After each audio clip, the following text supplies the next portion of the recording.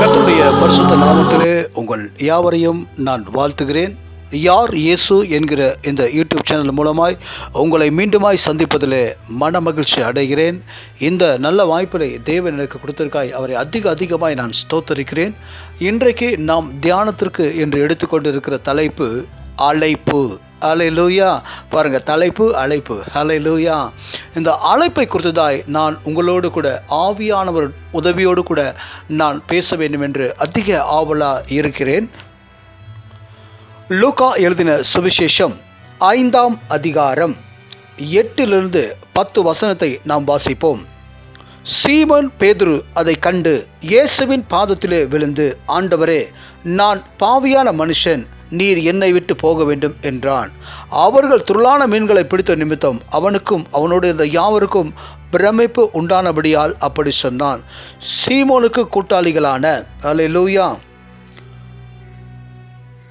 சீமோனுக்கு கூட்டாளிகள் செபதேயின் குமாரனாகிய யாக்கோவும் யோவானும் அந்தபடியே பிரமித்தார்கள். அப்பொழுது இயேசு சீமோனை நோக்கி, பயப்படாதே, இது முதல் நீ மனுஷரை பிடிக்கிறவனா இருப்பாய் என்றார். அல்லேலூயா. பிரியமானவர்களே, பாருங்க, இயேசுவானவர் தம்முடைய ஊழியத்தை தொடங்கினவுடன் அவர் தம்முடைய ஊழியத்திற்கென்று அழைத்த முதல் மனுஷன் பேதுரு. அல்லேலூயா. பாருங்க, நீங்க பேதுருடைய காரியங்களை எடுத்து பார்த்தீர்கள் என்றால், அவர் ஒரு மீன் பிடிக்கிற ஒரு மீனவன் என்று சொல்லும் பொழுது, நான் மீனவனாக இருக்கிறபடியினாலே மீனவர்களுடைய கதையை நான் உங்களிடத்தில் சொல்லுகிறேன். மீனவர்களுடைய அன்றாட வேலை என்ன தெரியுமா? அதிகாலையில் எழுந்து அவர்கள் தங்களுடைய கட்டுமரங்களை கட்டிக்கொண்டு மீன் பிடிக்க போவார்கள். அவர்கள் மீன் பிடித்து கரையில் வந்தவுடன் மீன்களை ஏலம் விடுவார்கள். அதை விற்கிறவர்களிடத்தில் அதை கொடுத்துவிட்டு அவர்கள் குளித்துவிட்டு வந்தவுடன் சாப்பிட்டு அங்கு சீட்டு விளையாடுவது, மற்றபடி வேறு ஏதாவது காரியங்கள் ஏதாவது செய்வது என்று சொல்லி முடித்துவிட்டு அவர்கள் அங்கே அதே இடத்துல படுத்து உறங்கி விடுவார்கள். அவர்கள் மீண்டும் அதிகாலையில் எழுந்து என்ன செய்வாங்களாம்? மீன் பிடிக்க போவாங்க. மறுபடியும் வருவாங்க, சாப்பிடுவாங்க, தூங்குவாங்க, பொழுதுபோக்காக சீட்டு விளையாடுவார்கள். முடிந்தால் சில பேர்கள் அந்த மதுபானத்தை அருந்துவார்கள், மீண்டும் படுப்பார்கள், மீண்டும் கடந்து செல்வார்கள். அல்லேலூயா. இதுதான் மீனவர்களுடைய ஒரு ரொட்டீனான ஒரு வாழ்க்கை. பாருங்க, அதை தாண்டி என்ன பார்த்தீங்கன்னா, அவர்களுடைய அந்த கிராமத்தின் எல்லையை தாண்டி கூட அநேகர் சென்றிருக்க மாட்டார்கள். அதிகமாக செல்வது என்று பார்த்தா உறவினருடைய திருமணங்களுக்கு, மற்ற மீனவ குப்பங்களில் இருக்கிற அந்த திருவிழா காரியங்களுக்கு செல்வார்கள். இப்படி தான் இருந்து கொண்டிருந்தார்கள். இப்பொழுது ஒரு சில மீனவ நம்முடைய ஜனங்கள் தம்முடைய பிள்ளைகளை படிக்க வைத்து இன்றைக்கு பெரிய இடங்களில் வைத்திருக்கிறார்கள். ஆனால் நான் சொல்வது 2000 வருடத்துக்கு முன்னதாக, எனக்கு தெரிந்து ஒரு 10-15 வருடத்துக்கு முன்னதாக கூட நான் சொன்ன காரியங்கள் நடந்து கொண்டிருந்தது. இப்பொழுது அநேக பிள்ளைகள் படித்து பெரிய ஆள் ஆயிருக்கிறார்கள். ஆனால் 2000 வருடத்துக்கு முன்னதாக இயேசுவானவர் தம்முடைய ஊழியத்திற்கென்று அழைத்த முதல் மனிதன் ஒரு மீனவன். அதுவும் தாண்டி, அதாவது சொல்லுவாங்க, எப்படி சொல்லுவாங்கன்னா, ஒன்றும் அறியாத ஒருவனை தம்முடைய ஊழியத்திற்கு அவர் அழைத்தார். ஹல்லேலூயா, ஹல்லேலூயா.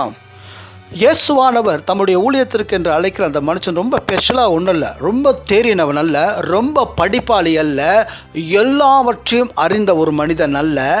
ஆனால் தம்முடைய ஊழியத்திற்கு ஒன்றும் தெரியாத, ஒன்றும் அறியாத, தகுதி இல்லாத ஒரு மனிதனை ஆண்டவர் கர்த்தராகிய இயேசு கிறிஸ்து தம்முடைய ஊழியத்திற்கு அழைத்தார். ஹல்லேலூயா. இந்த அழைப்பின் தலைப்பை நான் உங்களிடத்தில் சொன்ன பொழுது, இதுதான் அழைப்பு. ஆனால் இன்றைக்கு அநேக சபைகளிலே ஊழியத்திற்கென்று எப்படி அழைக்கிறார் தெரியுமா? முதலாவது தகுதியாக இருக்க வேண்டும். என்னென்ன தகுதி? நன்றாக படித்திருக்க வேண்டும். 2வது, பாஸ்டருடைய குடும்பத்தை சேர்ந்தவர்களாக இருக்க வேண்டும். அல்லவென்றால் அவர்கள் வசதியானவர்களாக இருக்க வேண்டும். அவர்களுடைய பிள்ளைகள், படித்தவர்களுடைய பிள்ளைகள் ஊழியத்தில் இருக்க வேண்டும். சபையிலே ஒரு டாக்டர், ஒரு இன்ஜினியர், ஒரு வக்கீல், ஒரு பிஸ்னஸ்மேன், ஒரு அரசியல்வாதி, ஒரு ரியல் எஸ்டேட், இந்த மாதிரி பணம் படைத்தவர்கள் முதலாவது ஊழியத்திற்கு தேர்ந்தெடுக்கப்படுகிறார்கள் அநேக சபைகளிலே. அல்லேலூயா. ஆனால் இயேசு தேர்ந்தெடுத்ததோ ஒரு மீனவனை, ஒன்றும் கல்வி அறிவு கூட இல்லாத ஒரு மனிதனை அவர் தேர்ந்தெடுக்கிறார். நல்லா நீங்கள் யோசனை பண்ணி பாருங்க. தகுதியாய் எல்லா திறமையோடு இருக்கிற ஒரு மனிதன் நீங்கள் ஊழியத்திற்கு அழைத்தீர்கள் என்றால் நீங்கள் அவனுக்கு சொல்ல வேண்டியதில்லை, நீங்கள் எப்படி இருக்க வேண்டும் என்று அவன் உங்களுக்கு போதித்து விடுவான். அல்லேலூயா. இப்படி தான் வரணும், இப்படி தான் போகணும், இப்படி தான் இருக்கணும், இந்த மாதிரி தான் ஏறணும், இப்படி தான் பேசணும்னு சொல்லி அவன் டைம் டேபிள் போட்டு உங்களுக்கு கொடுப்பான். அப்போ நீங்கள் யாரை நீங்கள் உருவாக்குவீர்கள்? அல்லேலூயா. இன்றைக்கு அநேக சபைகளிலே அறியாத அழைப்பினாலே அநேகருக்கு ஊழியத்தை கொடுத்தபடியினாலே இன்றைக்கு அல்லேலூயா அல்லேலூயா ஆத்துமாக்கள் பெருகுவதை பார்க்கிலும் அல்லேலூயா சட்டதிட்டங்கள் தான் பெருகி கொண்டிருக்கிறது. அல்லேலூயா. தேவனுடைய ஊழியம் என்பது ஆண்டவருடைய அழைப்பின்படி நடக்க வேண்டும். இங்கே அப்படி அல்ல, சட்டதிட்டத்தின்படி நடந்து கொண்டு இருக்கிறது. அல்லேலூயா அல்லேலூயா. கற்றுக் கொடுக்க வேண்டிய காரியங்களை கற்றுக்கொள்ள வேண்டியவர்கள் எங்கே இருக்கிறார்கள்? ஊழியக்காரனுடைய பார்வையில் கூட பட முடியாதபடிக்கு இன்றைக்கு பின்னதாக உட்கார்ந்து கொண்டு இருக்கிறார்கள். ஆனால் எல்லா தகுதி நிறைந்தவர்கள் என்ன பண்ணுறாங்க? முன்னாடி இருக்காங்க. அவர்கள் யாருக்கு? பாசுடைய பார்வையில் பட வேண்டும் என்று சொல்லியே அவர்கள் முன்னதாக அமர்ந்திருக்கிறார்கள். அவர்கள் தான் இன்றைக்கு ஊழியக்காரர்கள், அதாவது பாஸ்டருக்கு ஏற்ற ஊழியக்காரர்கள். அழைப்பு எப்படியா இருக்க வேண்டுமா? ஆனால் இயேசு சொன்னார், ஆண்டவர் பேதுருவை நோக்கி கூப்பிடும் பொழுது, கல்வி அறிவில்லாதவன், உலக அறிவில்லாதவன், தன்னுடைய சொந்த கிராமத்தின் எல்லையை கூட தாண்டாத ஒரு மனிதன். அல்லேலூயா அல்லேலூயா. ஏனென்றால் இயேசு கற்றுக் கொடுக்க வேண்டும் என்று விரும்பினார். ஆகையினாலே ஒன்றும் அறியாதவர்கள் நீங்கள் கற்றுக் கொடுக்க முடியும். எல்லாம் தெரிந்தவர்களுக்கு கற்றுக் கொடுக்க வேண்டும் என்ற அவசியம் இல்லையே. ஆனால் ஊழியங்கள் இப்படி தான் போய்கொண்டிருக்கிறது. அல்லேலூயா. வேதம் சொல்லுகிறது, லூக்கா எழுதின சுவிசேஷம் 15ஆம் அதிகாரம் 13 நீங்கள் 18, 19 நீங்கள் வாசித்திருக்கிறார்கள். நம் எல்லாரும் அறிந்ததான். இங்கே கெட்ட குமாரனை குறித்து நாம் தியானிக்க போகிறோம்.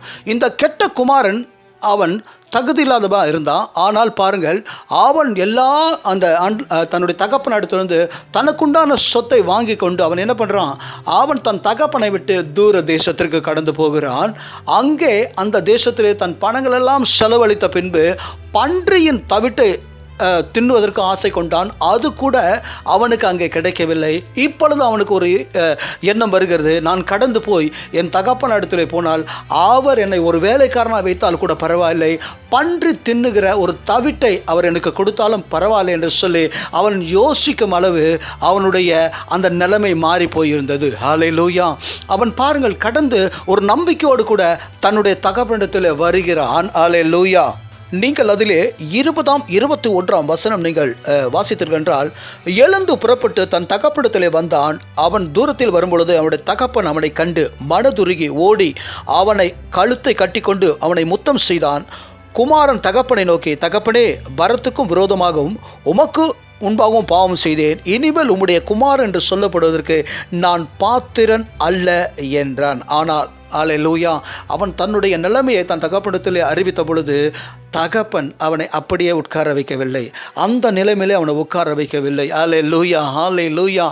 அவனுடைய வஸ்திரத்தை மாற்றினார், நல்ல உடை கொடுத்தார், அவனை சுத்தப்படுத்தினார், தமக்குண்டான எல்லாவற்றையும் மீண்டும் அவன் முந்தின சீருக்கே அவனை கொண்டு வந்தார். அல்லேலூயா அல்லேலூயா. பாருங்க, தேவனுடைய அழைப்பு இப்படி தான் இருக்கணும். அல்லேலூயா. இன்றைக்கு கூட சபைகளிலே அல்லேலூயா, சபை விட்டு கடந்து போனால் தவறான காரியங்களை செய்து சபைக்கு திரும்ப வரும் பொழுது என்ன பண்றாங்க? குற்றம் பிடிக்கிறவர்களாக இருக்கிறார்கள். அல்லேலூயா. அப்படி அல்ல.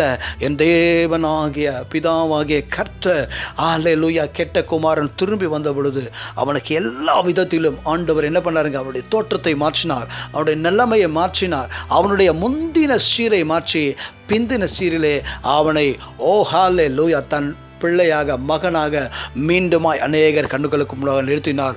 ஆனால் இதில் கவனிக்க வேண்டிய ஒரு விஷயம் பாருங்கள். அதில் 25ஆம் வசனம் நீங்கள் வாசித்திருக்கின்றால், அவனுடைய மூத்த குமாரன் வயலில் இருந்தான். அவன் திரும்பி வீட்டுக்கு சமீபமாய் வருகிற பொழுது கீத வாக்கியத்தையும் நடன கலைப்பையும் கேட்டு ஊழியக்காரர் ஒருவனை அழைத்து இது என்ன என்று விசாரித்தான். அதற்கு அவன், உம்முடைய சகோதரன் வந்தார், அவர் மறுபடியும் சுகத்துடனே உம்முடைய தகப்பனிடத்தில் வந்து சேர்ந்தபடியினால் அவருக்காக கொழுத்த கன்றை அடுப்பித்தார் என்றான். அப்பொழுது அவன் கோபம் அடைந்து, அல்லேலூயா அல்லேலூயா. பாருங்க, இந்த கெட்ட குமாரன் போய் கெட்டு திரும்பி வரான். அவனை தகப்பன் ஏற்றுக்கொண்டார். ஆனால் சபையிலே இருந்து கொண்டு, அல்லேலூயா, சபையிலே இருந்து கொண்டு அநேகர் என்ன பண்றாங்க? இந்த திரும்பி வருகிற அநேகரை பார்த்து அல்லேலூயா தகுதி இல்லாதவன் என்று சொல்லி ஒதுக்கும்படியான ஒரு நிலைமை இருக்கிறது. அல்லேலூயா. ஹல்லேலூயா. 28ஆம் வசனம், அப்பொழுது அவன் கோபமடைந்து உள்ளே போக மனதில்லாதிருந்தான். தகப்பனை வெளியே வந்து அவனை வருந்தி அழைத்தான். ஹல்லேலூயா, ஹல்லேலூயா. அவன் தகப்பனுக்கு பிரதியுத்தரமாக, இதோ நான் இத்தனை வருஷ காலம் உமக்கு ஊழியம் செய்து ஒரு காலம் உடைய கற்பனை மீறாதிருந்து என் சிநேகிதரோட சந்தோஷமா இருக்கும்படிக்கு நீர் ஒரு காலம் எனக்கு ஆட்டுக்குட்டியாவது கொடுக்கவில்லை. ஹல்லேலூயா. பாருங்க, சபையில இருந்து கொண்டு அவன் பாருங்க தகப்படத்துல இருக்கான், ஆனால் தன்னுடைய பெருமையை பேசுகிறான் பாருங்க. ஹல்லேலூயா, ஹல்லேலூயா. நான் அப்படியா இருந்தேன், நான் இப்படியா இருந்தேன், நான் அப்படி ஊழியம் செய்தேன், நான் இப்படி ஊழியம் செய்தேன் என்று சொல்லி இன்றைக்கு அநேகர் அப்படிதான் தங்களுடைய பெருமைகளை சபைகளை பேசிக்கொண்டு இருக்கிறார்கள். ஆனால் ஆண்டவர் சொல்லுகிறார், அவன் சொல்றான், வேசிகளுக்கு உடைய ஆசை அழித்து போட்ட உடைய குமாரனாகிய இவன் வந்தவுடனே கொளுத்த கன்றை இவனுக்காக அடைப்பித்தீரோ என்றான். பாருங்க எவ்வளவு வெஞ்சன்ஸ் பாருங்க, அந்த அந்த வெறுப்பு பாருங்க, நல்ல கவனிங்க. அவன் வெளியால் அல்ல, அவனுடைய உடன் பிறந்த சகோதரன். ஹல்லேலூயா. இன்றைக்கு சபைகளிலே சகோதரத்துவம் ஏன் இல்லை? ஹல்லேலூயா. நீங்கள் எப்படி பார்க்குறீங்கன்னா, ஆட்களுடைய நீங்கள் என்ன பண்ணுறீங்க, அந்த உடைகளை வைத்து அவனை எடை போடுகிறீர்கள். இது சபையா? இது தேவனுடைய சபையா? அவனுடைய பேச்சை வைத்து எடை போடுகிறீர்கள், அவன் இருக்கிற இடத்தை வைத்து நீங்கள் அவனை எடை போடுகிறீர்கள். அப்படியல்ல, அதற்கு சபை அல்ல. நீ சபையிலே இருந்து கொண்டு அநேகரை குற்றப்படுத்தி உன்னை உயர்த்தும்படி நீ செய்யக்கூடாது. இது அல்ல அழைப்பு. வேதம் சொல்லுகிறது, அதற்கு தகப்பன், மகனே நீ எப்போதும் என்னிடம் இருக்கிறாய், எனக்குள்ளதெல்லாம் உன்னுடையதாக இருக்கிறது. இவனோ உன் சகோதரன் மரித்தான், திரும்பவும் உயிர்த்தான், காணாமற் போனார், திரும்பவும் காணப்பட்டால், ஆனபடியால் நாம் சந்தோஷப்பட்டு மகிழ்ச்சியாக இருக்க வேண்டுமே. அந்த மகிழ்ச்சி இங்கே சபையில் இருக்கிறது. ஹல்லேலூயா, ஹல்லேலூயா, ஹல்லேலூயா. பாருங்கள், அழைப்பில் என்றைக்காவது நீங்கள் உண்மையாக இருக்கிறீர்களா? ஹல்லேலூயா, ஹல்லேலூயா. உடைகளை பார்த்து, ஜாதியை பார்த்து, இருக்கிற இடத்தை பார்த்து அல்லவா நீங்கள் ஹல்லேலூயா அவனோடு கூட பழகி கொண்டு இருக்கிறீர்கள். ஹல்லேலூயா, ஹல்லேலூயா. அழைப்பு எப்படி இருக்கட்டும். பேதுருவை அழைத்த பொழுது அவன் ஒன்றுக்கும் உதவாத ஒருவனாக இருந்தான். ஹல்லேலூயா. ஆனால் ஆண்டவர் தம்முடைய உலகத்திற்கு அழைத்த முதல் மனிதன் அவன்தான். இதுதான் அழைப்பு. சபையிலே உட்கார்ந்து கொண்டு ஹல்லேலூயா, ஆட்களை பற்றி பேசுவது, உடையை பற்றி பேசுவது, இருக்கிற இடத்தை பற்றி பேசுவது என்று சொல்லி ஹல்லேலூயா, அப்படிப்பட்ட அழைப்பு இருக்கக்கூடாது. கெட்ட குமாரன் கெட்டு வந்தாலும் ஆண்டவர் அவனை ஏற்று கொள்ளுகிறவராக இருக்கிறார். ஹல்லேலூயா, ஹல்லேலூயா. சபையிலே உட்கார்ந்து கொண்டு குறை சொல்வதற்கு அல்ல. ஹல்லேலூயா. அவனை விட என்னுடைய அழைப்பு உண்மையானது என்று சொல்லி பெருமை பாராட்டி கொள்வதல்ல. அதாவது வறுமையில் இருக்கிற ஒரு வாலிபன், ஹல்லேலூயா, ஹல்லேலூயா, ஒரு ஒயின் ஷாப்பில் வேலை செய்கிறான். அவன் சபைக்கு வருகிறான். அவனுடைய காரியத்தை நீங்கள் குறித்து பேசாதீர்கள். ஹல்லேலூயா. சபையில் இருந்து கொண்டு பரிசுத்தவான் என்று சொல்லி பேர் பெறுவதிலே ஊழியம் அல்ல. தன்னுடைய வறுமை நிமித்தம், வேலை இல்லாத நிமித்தம் அவன் ஒயின் ஷாப்பில் வேலை செய்தாலும் அங்கே இருந்து பரிசுத்தமாய் உண்மையாக இருந்து நல்ல வேலை கிடைக்கிற வரையும் தன்னை பாதுகாத்து கொண்டு வருகிற ஒருவன் உண்மையான ஒரு மனுஷனாக இருக்கிறான். ஹல்லேலூயா, ஹல்லேலூயா. அவனை குற்றப்படுத்தும்படி தேவன் உங்களுக்கு அனுமதி அளிக்கவில்லை. ஹல்லேலூயா, ஹல்லேலூயா. மத்தேயு எழுதின சுவிசேஷம் 19ஆம் அதிகாரம் 16, 17ஆம் வசனத்தை நீங்கள் வாசித்திருக்கின்றால், அப்பொழுது ஒருவர் வந்து அவரை நோக்கி, நல்ல போதகரே, நித்திய ஜீவனை அடைவதற்கு நான் எந்த நன்மையை செய்ய வேண்டும் என்று கேட்டான். 17ஆம் வசனம், அதற்கு அவர், நீ என்னை நல்லவன் என்று சொல்வானேன்? தேவன் ஒருவர் தவிர யாரும் நல்லவர்கள் இல்லையே. ஹல்லேலூயா. நீ ஜீவனை பிரவேசிக்க விரும்பினால் கற்பனைகளை கைக்கொள். ஹல்லேலூயா. இங்கே நல்லவன் யாரும் அல்ல. ஹல்லேலூயா. நல்லா புரிஞ்சுக்கங்க, இங்கே நல்ல ஆட்கள் என்று யாரும் இல்லை. தேவன் சொல்லுகிறார், நீ என்னை நல்லவன் சொல்லினா நான் உன்னை பார்க்கும் போதெல்லாம் உனக்கேற்ற மாதிரி நான் என்னை மாற்றிக்கொள்ள வேண்டும் என்று சொல்லி. ஹல்லேலூயா. இன்றைக்கும் அநேக சபைகளில் அப்படித்தான் போதகர்கள் பின்னால் சொல்லி சென்று அவரை புகழ்ந்து பாடி அவர்களை வாழ்த்தும் பொழுது போதகர்கள் சந்தோஷம் அடைகிறார்கள். ஆனால் ஒவ்வொரு தடவையும் அந்த மனிதர்கள் வரும் பொழுது போதகர் தன்னை மாற்ற வேண்டிய சூழ்நிலையில் இருக்கிறார்கள். அப்படி அல்ல, அது அழைப்பு அல்ல. ஹல்லேலூயா. விசுவாசிகளுக்கு ஏற்ற மாதிரி பேசுவது, விசுவாசிகளுடைய காரியங்களுக்கு ஏற்ற மாதிரி வளைந்து கொடுப்பது ஊழியம் அல்ல, அது அழைப்பு அல்ல. ஆண்டவர் சொல்றார், என்னை நீ நல்லவன் என்று சொல்வானேன்? பிதா ஒருவரை தவிர பூமியிலே நல்ல ஒருவர் யாரும் இல்லை. ஹல்லேலூயா, ஹல்லேலூயா. வேதம் சொல்லுகிறது, யோவான் எழுதின சுவிசேஷம் 12ஆம் அதிகாரம் 4 நீங்கள் 5, 6 என்று நீங்கள் வாசித்தீர்கள் என்றால், இங்கே பாருங்க, மரியாள் விலையேற பெற்ற நலதும் என்கிற ஒரு தைலத்தை ஆண்டவருடைய பாதங்களை பூசி தன் தலை அந்த முடியால் அதை துடைக்கிறாள். அந்த வீடு முழுவதும் பரிமள தைலத்தினால் நிறைக்கிறது. அப்பொழுது 4ஆம் வசனம் போலதுங்க, அப்பொழுது அவருடைய சீஷரில் ஒருவனும் அவரை காட்டி கொடுக்க போகிற சீமனுடைய குமாரனாகிய யூதாஸ் காரியத்து இந்த தைலத்தை 300 பணத்துக்கு விற்று தரிதருக்கு கொடாமல் போனதென்ன என்றான். அவன் தரித்திரத்தை குறித்து கவலைப்பட்டு இப்படி சொல்லாமல், அவன் திருடனானபடினாலும் பணப்பையை வைத்து கொண்டு அதில் போடப்பட்டதை சுமக்கிறபடினாலும் இப்படி சொன்னான். ஹல்லேலூயா. இன்றைக்கு கூட சபைகளிலே ஊழியர்கள் செய்கிற அநேக நல்ல காரியங்களை குறித்து தாங்கள் நல்லவனாக காட்டிக்கொள்ள வேண்டும் என்று சொல்லி போதகர் பின்னே சுற்றி கொண்டிருக்கிற அநேகர் எப்படி சொல்லியிருக்காங்க, இந்த மாதிரியான யூதாஸ் காரியத்துடைய காரியங்களை குறித்து அவர்கள் செய்து கொண்டிருக்கிறார்கள். ஹல்லேலூயா. இதில் ஒரு வருத்தமான விஷயம் என்னன்னா, இவர்களுடைய பேச்சை தான் ஊழியக்காரர்களும் கேட்டுக்கொண்டிருக்கிறார். ஹல்லேலூயா. இப்படிப்பட்ட அழைப்பிலே வருகிறது ஊழியம் அல்ல. பாருங்க, நீங்க இப்படிப்பட்ட ஆட்கள் தான் சபையில் இருக்கிறார்கள். இந்த கெட்ட குமாரனுடைய அண்ணனை போன்ற ஆட்கள் சபையிலே ஊழியத்திலே முதன்மையான ஊழியத்தில் இருக்கிறார்கள். இந்த யூதாசை போன்ற ஆட்களும் எங்க இருக்காங்க? முதன்மையான ஊழியத்தில் இருக்கிறார்கள். அவன் வசனம் சொல்லுது, அவன் பொருளை அவனிடத்தில் வைத்துக் கொண்டிருந்தபடியால் வேதம் சொல்லுகிறது, பாருங்க, அவன் பணப்பை அவனிடத்தில் வைத்துக் கொண்டிருக்கிறான். ஹல்லேலூயா, ஹல்லேலூயா. இன்றைக்கு அநேக ஊழியக்காரர்கள் இப்படிப்பட்ட ஆட்களை அருகில் வைத்துக்கொண்டு இதுதான் அழைப்பின் காரியம் என்று சொல்லி அந்த ஆட்களை வைத்துக்கொண்டு தான் இன்றைக்கு ஊழியம் நடந்து கொண்டிருக்கிறது. அவர்களுடைய கண்களுக்கு பேதுருவை போன்ற, யாக்கோபு, யோவான் போன்ற ஆட்கள் கண்களுக்கு தெரிய மாட்டார்கள். ஹல்லேலூயா. அது அல்ல அழைப்பு. பேதுருவை அழைத்தது அழைப்பு. ஹல்லேலூயா. ஆண்டவருடைய அழைப்பு எப்படிப்பட்டது தெரியுமா? வாசிங்க, மார்க்கு எழுதின சுவிசேஷம் 2ஆம் அதிகாரம் 17ஆம் வசனத்தை நீங்கள் வாசித்தீர்கள் என்றால், இயேசு அதை கேட்டு, பிணியாளிகளுக்கு வைத்தியம் வேண்டியதை அல்லாமல் சுகமுள்ளவர்களுக்கு வேண்டியதில்லை, நீதிமான்களை அல்ல பாவிகளையே மனம் திரும்பதற்கு அழைக்க வந்தேன். ஹல்லேலூயா, ஹல்லேலூயா. ஆண்டவர் பாருங்க, சபைகளிலே பரிசுத்தமாக இருக்கிறவனை சேர்ப்பதில்லை, பாவிகளை. ஹல்லேலூயா, ஹல்லேலூயா. பாவிகளை தான் மனம் திரும்புவதற்கு ஆண்டவர் அழைக்கிறார். அவர்கள் தான் சபையிலே வருவார்கள். ஒன்றும் அறியாத பாவிகள், ஒன்றும் அறியாதவர்கள், இந்த கெட்ட குமாரனை போன்று வருகிறவர்களைத்தான் நாம் உருவாக்க வேண்டும். நன்றாக தேறினவர்கள், எல்லா கல்வி அறிவு பெற்றவர்களை அல்ல. ஹல்லேலூயா, ஹல்லேலூயா. வேதம் சொல்லுகிறது, லூக்கா எழுதின சுவிசேஷம் 18ஆம் அதிகாரம் 10ஆம் வசனம் வாசிங்க. 2 மனுஷர்கள் ஜெபம் பண்ணும்படி தேவாலயத்திற்கு போனார்கள். ஒருவன் பரிசேயன், மற்றவன் ஆயன். பரிசேயன் நின்று, தேவனே, நான் பரிகாரர், அநியாயக்காரர், விபச்சாரக்காரர் ஆகிய மற்ற மனுஷரைப் போலவும் இந்த ஆயக்காரனைப் போலவும் இராதனால் உம்மை ஸ்தோத்தரிக்கிறேன். வாரத்தில் 2 நாள் உபவாசிக்கிறேன். என் சம்பாத்தியெல்லாம் தசபாகம் செலுத்துகிறேன் என்று சொல்லி தனக்குள்ளே ஜெபம் பண்ணினான். அல்லேலூயா. நீங்கள் தேர்ந்தெடுக்கிற ஊழியத்திற்கென்று தேர்ந்தெடுக்கிற அநேகர் இப்படித்தான் இருக்கிறார்கள். அல்லேலூயா. வாரத்தில் 2 நாள் நான் உபவாசிக்கிறேன், தசபாகம் செலுத்துகிறேன், காணிக்கைகள் செலுத்துகிறேன், அப்படி சொல்லுகிற மனிதர்களை தான் இன்றைக்கு அநேக சபைகளிலே ஊழியத்திற்கென்று எடுத்து பயன்படுத்துகிறார்கள். ஹல்லேலூயா. ஆண்டவருடைய அழைப்பு அது அல்ல. ஹல்லேலூயா, ஹல்லேலூயா, ஹல்லேலூயா.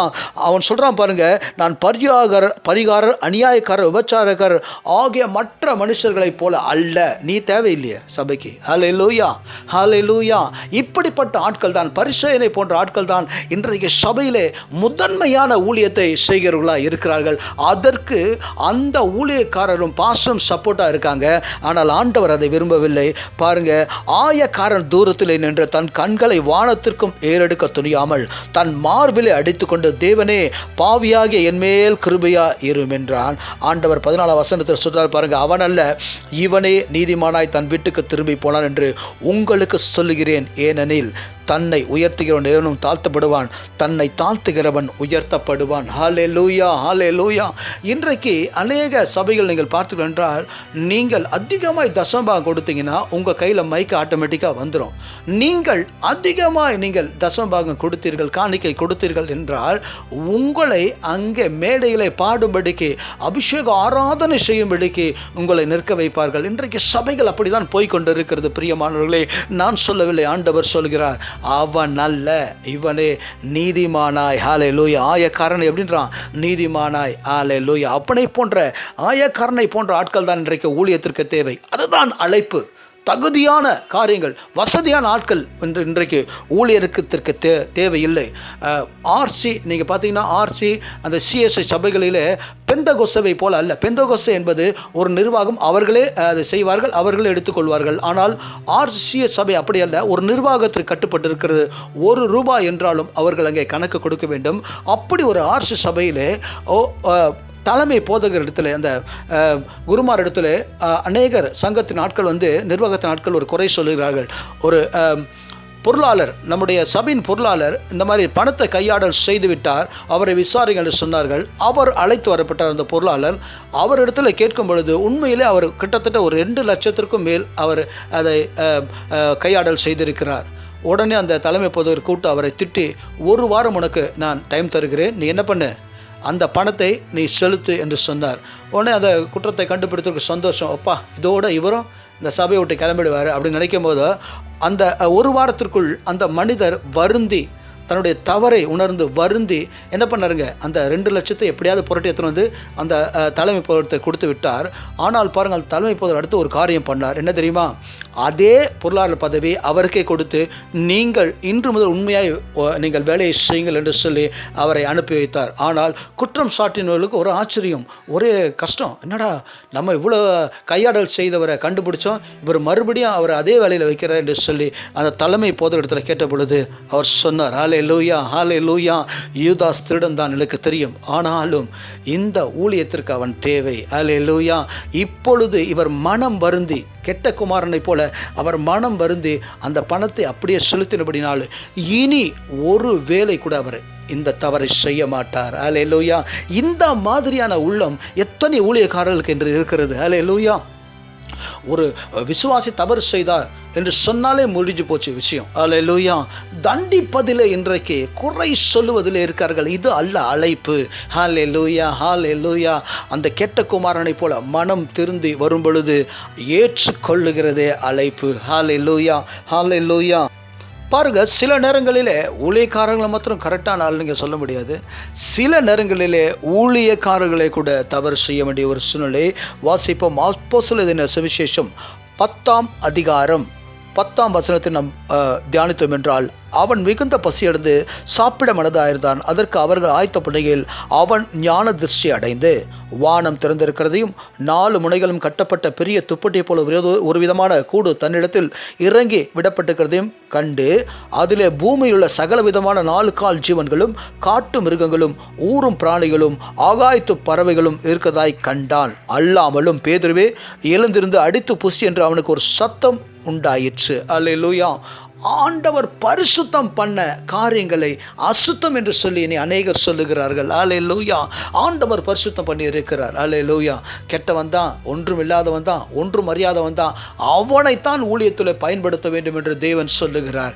மனம் திரும்பின கெட்ட குமாரனை போல, அல்லேலூயா, அல்லேலூயா, ஆயக்காரனை போல சபையில் வருகிறவர்களை நீங்கள் ஊழியத்திற்கு பயன்படுத்த வேண்டும். அதுதான் அழைப்பு. அதை விட்டு அதிகமாய் காணிக்கை கொடுக்கிறவர்களுக்கும், அதிகமாய் பணத்தை தசமபாகம் கொடுக்கிறவரிடத்திலும், அதிக வசதியானவர்களிடத்தில் அல்லேலூயா ஊழியத்தை கொடுப்பதும் இன்றைக்கு தவறான ஒரு செயல். அல்லேலூயா. எங்கே பாருங்கள், அந்த பேதுரு அவன் அழைக்கும் பொழுது சாதாரணமாக தான் இருந்தான். இப்பொழுது அவன் பாஸ் ஆயிட்டான். ஒரு சபைக்கு அவன் பெரிய தலைமை போதகன். இப்போ ஆண்டவர் ஒரு காரியத்தை சொல்லுகிறார். ஆண்டவர் என்ன சொல்றாரு? இந்த காரியங்களை பயன்படுத்து, ஊழியத்திற்கென்று இதை எடுத்து பயன்படுத்து என்று சொன்ன பொழுது அவன் சொல்றான் பாருங்க. ஹல்லேலூயா, ஹல்லேலூயா. 14ஆம் வசனம் சொல்லுகிறது, அதற்கு பேதுரு, அப்படியல்ல ஆண்டவரே, தீட்டும் அசுத்தமாக இருக்க யாதொன்றையும் நான் ஒரு காலும் புசிப்பதில்லை. அப்பொழுது ஆண்டவர் சொல்றார் பாருங்க 15ஆம் வசனத்தில், தேவன் சுத்தமா இருக்கிறவர்களின் தீட்டாக என்னது என்று சொல்லி 2ஆம் சத்தம் அவனுக்கு உண்டாயிற்று. 3ஆம் அப்படியே உண்டாயிற்று. பின்பு அந்த கூடு திரும்ப வானத்திற்கு எடுத்துக்கொள்ளப்பட்டது. அல்லேலூயா, அல்லேலூயா. இன்றைக்கு ஆண்டவர் பரிசுத்தம் பண்ணின பேதுருவை போன்ற ஆட்கள், அல்லேலூயா, ஆண்டவர் அழைத்த கெட்ட குமாரனை போல ஆட்கள், ஆண்டவர் பரிசுத்தம் பண்ணின ஆயக்காரனை போல ஆட்கள் சபையில் இருக்கிறார்கள். உண்மையாக அவர்களை எடுத்து ஊழியத்திற்கென்று பயன்படுத்தும் பொழுது தேவன் திரளான காரியங்களை செய்வார். ஆனால் தேவன் பரிசுத்தம் என்று சொல்லி அல்லேலூயா சபைக்கு அனுப்புகிற அநேக இந்த மாதிரியான ஆட்களை ஊழியத்திற்கு பயன்படுத்தாதபடிக்கு அல்லேலூயா அவரிடத்திலே இது தீட்டு, இது கஷ்டம், இது வேலைக்கு ஆக மாட்டான், ஒன்றுத்துக்கும் உதவ மாட்டான். ஹல்லேலூயா. என்னை கூட அநேகர் சொல்லுவார்கள், நான் சினிமாவில் இருக்கிறேன். இன்றைக்கு பேசி 2 வார்த்தை சொன்னபடி, எப்படி இப்படி சினிமாவில் இருக்கீங்க, சர்ச்சைக்கு போகிறீங்க எப்படி என்று சொல்லுவார்கள். ஹல்லேலூயா, ஹல்லேலூயா. இருக்கிற இடம் அல்ல. ஹல்லேலூயா. நான் சினிமாவில் இருக்கிறேன். கிட்டத்தட்ட 25 வருடத்துக்கும் மேலாக நான் சினிமாவில் இருக்கிறேன். ஆனால் சினிமாவில் நான் இருந்தாலும் இதுவரையில் என் ஆண்டவரை விட்டு விலகாதபடி, ஒரு அசுத்த பழக்கத்திற்கும் நான் என்னை ஒப்புக்கூடாதபடிக்கு தேவனுடைய வசனத்துக்கு என்னை காத்து கொண்டிருக்கேன். நான் மாத்திரமல்ல, இன்றைக்கு அநேக என்னுடைய நண்பர்களுக்கு, அவருடைய குடும்பங்களுக்கு தேவ வசனத்தை சொல்லிக் கொண்டிருக்கிறேன். அநேகர் மனம் திரும்பும்படி நான் இன்றைக்கு ஊழியம் செய்து கொண்டிருக்கிறேன் சினிமா அந்த வட்டாரங்களிலே. ஹல்லேலூயா, ஹல்லேலூயா. எனக்கு தெரிந்து ஒரு முஸ்லீம் பொன், ஒரு டான்சர், அவங்களுக்கு ஞானஸ்தானம் எடுக்கும்படி சத்தியத்தை சொன்னேன். அவர் ஞானஸ்தானம் எடுத்தார்கள். ஒரு ஐயர், அவர் ஞானஸ்தானம் எடுத்தார். ஹல்லேலூயா. அநேக நண்பர்களுக்காக நான் ஜெபிக்கிறேன்.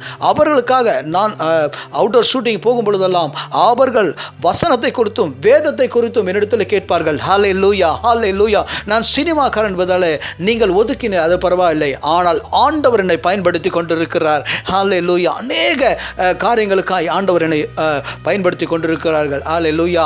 அப்படிப்பட்ட இடங்களுக்கெல்லாம் சத்தியம் சொல்லாதபடிக்கு சபையிலே உட்கார்ந்து சபையிலே சத்தியம் சொல்லி தனக்கேற்ற ஆட்களை தேர்ந்து கொண்டு அவர்களிடத்தில் ஊழியத்தை கொடுப்பது அழைப்பு அல்ல. ஹல்லேலூயா, ஹல்லேலூயா, ஹல்லேலூயா. பாவமான இடத்திலே இயேசு பரிசுத்தமான இடத்தில் அவர் ஊழியம் செய்யவில்லை. உபச்சார இடத்திலே, ஹல்லேலூயா, குஷ்டரோகி இடத்திலே, ஹல்லேலூயா, ஒதுக்கப்பட்ட பாவிகள் இடத்திலே, அவர் நீதிமான்கள் இடத்திலே அல்ல, பாவிகளிடத்தில் அவர் ஊழியம் செய்தார். ஹல்லேலூயா, ஹல்லேலூயா.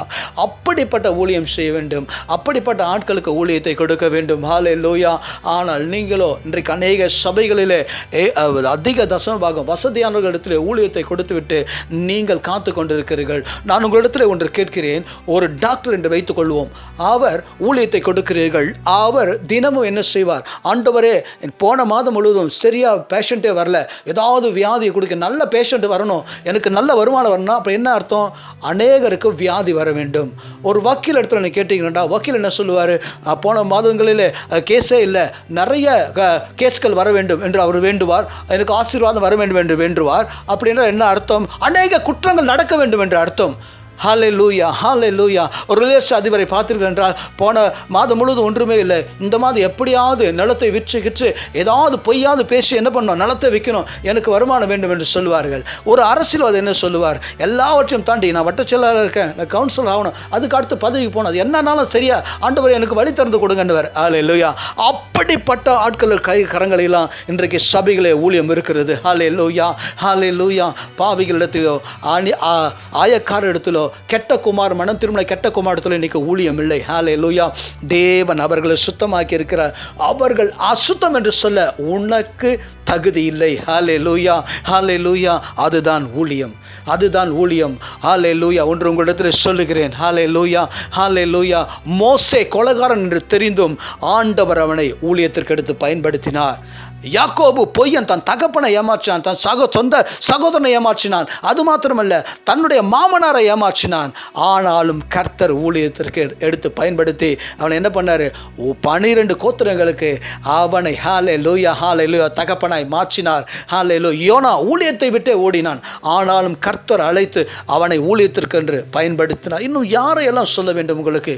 ஹல்லேலூயா. இப்படிப்பட்டவர்கள் தான், இப்படிப்பட்டவர்கள் ஒன்றும் இல்லாத வெறுமையானவர்கள் தேவனுடைய ஊழியத்திற்கு தேவையானவர்கள். உங்களை போன்று நீங்கள் யோசிப்பது போல அல்ல. இது தீட்டு, இது வேஸ்ட், இது பாவி, இது என்று சொல்லி நீங்கள் ஒதுக்குறது அல்ல. அது அல்ல அழைப்பு. ஹல்லேலூயா, ஹல்லேலூயா.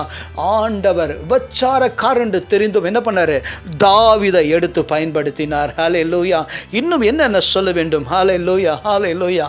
ஆண்டவர் பரிசுத்தம் பண்ணதை, ஹல்லேலூயா, அவருடைய அழைப்பின் படி நீங்கள் நடக்கும் பொழுது சபையில் இருக்க சிறுமியானவர்களை, எளிமையானவர்கள், ஹல்லேலூயா, ஹல்லேலூயா, மனம் திரும்ப கெட்ட குமாரனை போன்று இருப்பவர்களை ஊழியத்திற்கென்று பயன்படுத்துங்கள். அதுதான் அழைப்பு. ஹல்லேலூயா. அப்படி நீங்கள் அவர்களை பயன்படுத்தாத பட்சத்திலே பேதுருவிடத்தில் இருந்து புறஜாதிகளுக்கு சுவிசேஷம் சொல்லுகிற ஊழியம் ஆட்டோமேட்டிக்காக எங்கே போச்சு? பவுலிடத்திலே கடந்து சென்றது. ஹல்லேலூயா, ஹல்லேலூயா. பேதுரு அவன் தவறு என்று சொல்லி அவன் தன்னை உயர்த்தின பொழுது அந்த காரியத்தை எடுத்து தேவன் பவுலுக்கு கொடுத்தார். இதுதான் அழைப்பு. ஹல்லேலூயா, ஹல்லேலூயா.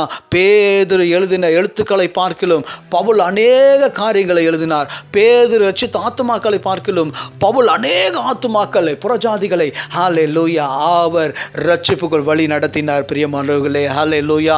அநேகருக்கு ஊழியத்தை பிரித்து கொடுத்தார். அநேகருக்கு ஹல்லேலூயா தேவ வார்த்தை உபதேசித்தார். இந்த வேளையிலும் கூட ஹல்லேலூயா. பிரியமானவர்களே, கடைசியாக ஒரே ஒரு வசனம். பிரியமானவர்களே, 1 கொரிந்தியர் 5ஆம் அதிகாரம் 9-10 நீங்கள் வாசித்தீர்கள் என்றால், உபச்சாரோட கலந்திருக்க கூடாது என்று நிருபத்தில் உங்களுக்கு எழுதினேன். ஆனாலும் இவ்வுலகத்தில் உள்ள விபச்சாரர், பொருளாசைக்காரர், கொள்ளைக்காரர், விக்கிரக ஆராதனைக்காரர் இவர்களோடு எவ்வளவு கலந்திருக்க கூடாது என்று நான் எழுதவில்லை. அப்படியானால் நீங்கள் இந்த உலகத்தை விட்டு நீங்கி போயிருக்க வேண்டியதாக இருக்குமே, செத்து தொலைஞ்சிருப்பீங்க நீங்க. ஹல்லேலூயா, ஹல்லேலூயா. விபச்சாரோட கலந்திருக்கக்கூடாது நியாயப்பிரமாணத்தில் எழுதப்பட்டது.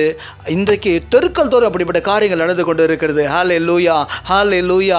அப்படின்னா நீங்கள் செத்து போயிருக்கணும். ஹல்லேலூயா. ஆண்டவருடைய அழைப்பு என்ன தெரியுமா? ஒன்றும் அறியாத பேதுருவை எடுத்து அவர் பயன்படுத்தினார். ஹல்லேலூயா. ஊழியம் பெருகினது. அவர் கற்றுக் கொடுத்தார். பேதுரு கற்றுக்கொண்டான். ஊழியத்தை அவன் நடத்தினான்.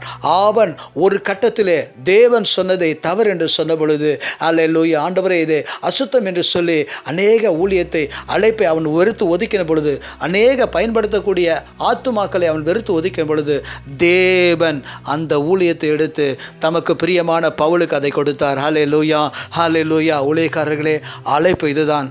உங்களுடைய சபைகளே இருக்கிற சிறுமியானவர்களை, ஹல்லேலூயா, ஹல்லேலூயா, மனம் திரும்பின பாவிகளை, ஹல்லேலூயா, கட்டிக்குமாரனை போன்று இருக்கிறவர்களை, ஹல்லேலூயா, ஹல்லேலூயா, ஊழியத்திற்கு எடுத்து பயன்படுத்துங்கள்.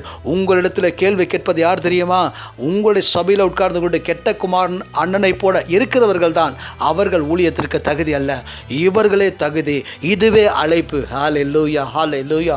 தேவன் இன்றைக்கு அழைப்பை குறித்து உங்களோடு பேசின அநேக காரியங்களுக்காய் தேவனை அதிகமாய் ஸ்தோத்தரிக்கிறேன். இன்னும் அநேக காரியங்களை இந்த யூடியூப் சேனல் மூலமாய் உங்களிடத்தில் பேசும்படிக்கு ஆவியானவர் என்னோடு கூட வேத ரகசியங்கள் அனைத்தையும் ஹல்லேலூயா அருளும்படிக்கு அவர் அருளின அநேக ரகசியங்களை, வேத காரியங்களை உங்களோடு கூட பகிர்ந்து கொள்ள நான் பிரியமாக இருக்கிறேன்.